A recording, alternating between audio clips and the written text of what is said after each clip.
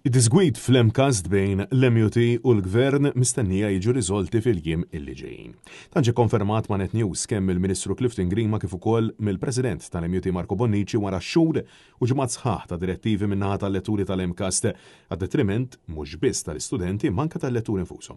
L-edukaturi qed jitolbu żieda fil-paga bħalma żdiedu għallima oħrajn u tnejn filgħodu Net News staqsal il-Ministru Grima fiex waslu taħdidiet kif issa wasalna l-aħħar tal-ewwel semester u s-sitwazzjoni fuq il-karta għadha koppi.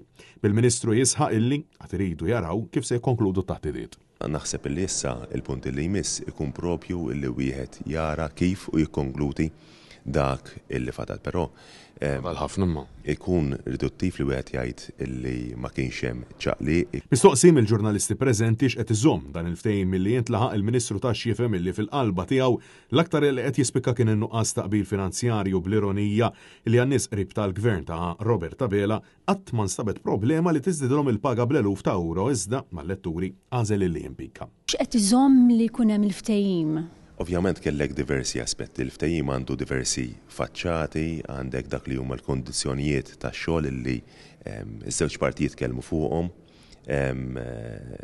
u għandek anke l-aspett finanzjarju. Finalment, l-istess Ministru ammetta it-tkaxkir tas-saqajn u l-falliment f'dawn it-taħdidiet min-naħa tal-Gvern bi Grima jgħid li dam wisq. Dan il-perkors dam fl-opinjoni tiegħi aktar minn kellu. Ġifieri qed ngħidha b'mod pubbliku ma rridejja xejn nitfawwiċċi fuq dan it-tip ta' statement. Francesco Catania, għal Net News.